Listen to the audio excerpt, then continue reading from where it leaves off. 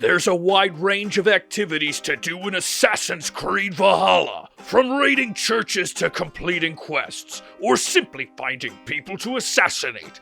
But are you finding some of the Saxon armies a little tough to defeat, especially in the latter stages of the game?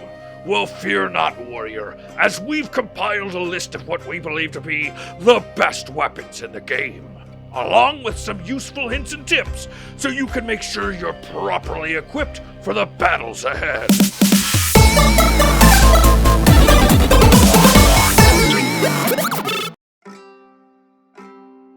There's a wide range of weapon types to choose from in Valhalla, from axes and swords to spears and bows.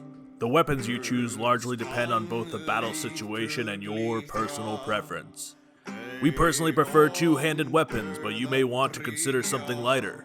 The weapons in the game are obtained through different means. Some are hidden in chests or obtained by completing certain quests, but many you can purchase or craft at the blacksmiths.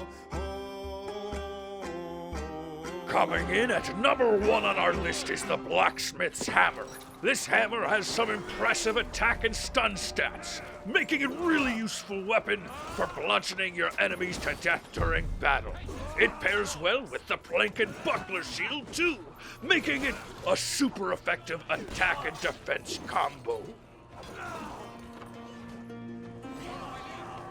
The Excalibur is a rare sword and one featured in many Assassin's Creed games. It's easily the most powerful weapon available in the game, with the highest attack, stun, and critical stats of any weapon, and deals seriously impressive damage through its heavy finishers. The trouble is, the sword only really becomes available towards the end of the game, but make sure you've collected at least 8 tablets and killed 3 zealots during your travels to ensure you get your hands on it. Fafnir's Fang is a powerful spear that you acquire fairly early in the game. Alone, it's fairly mediocre, but when paired with something like the fired spear, it becomes much more appealing.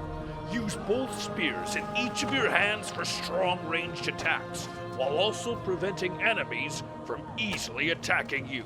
There's also a critical hit bonus when surrounded by 3 or more enemies. Gungnir, also known as Oden Spear, is arguably the best spear available in the game and can be used in different ways depending on the second weapon you choose, making it both useful for an offensive or defensive strategy. It's got a long reach and range and deals huge damage and crits, but is only available towards the end of the game. The Sepulcher Axe is a large two-handed weapon and one of my favorites.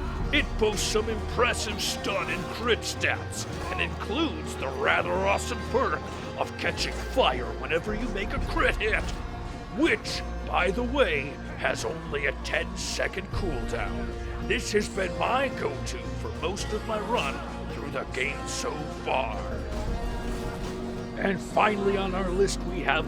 This is a fun one, the spinning death flail. Apart from being badass, it's lightweight, allowing you to much more easily dodge and parry attacks. Like the Sepulcher Axe though, it also includes a nifty perk.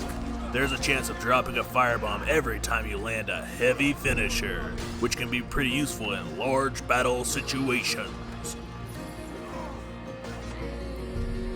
And finally on our list we have the Petrus Bark, a powerful bow that also includes the rather nice added bonus of increasing your critical damage if your health is full, making it an ideal weapon for your first approach towards an enemy under stealth. Used in the right situations, especially when combined with the wolf skill to manually control your arrows, it's a super useful tool in the right situation. And there we have it. Just to be clear, these are just our recommended choices and are by no means definitive. As mentioned earlier, a lot of this is personal preference and will depend on your playstyle and any given situation. Which weapons are your favorites? Let us know down in the comments below, and don't forget to like, share, and subscribe to GameFront for more expert guides and walkthroughs.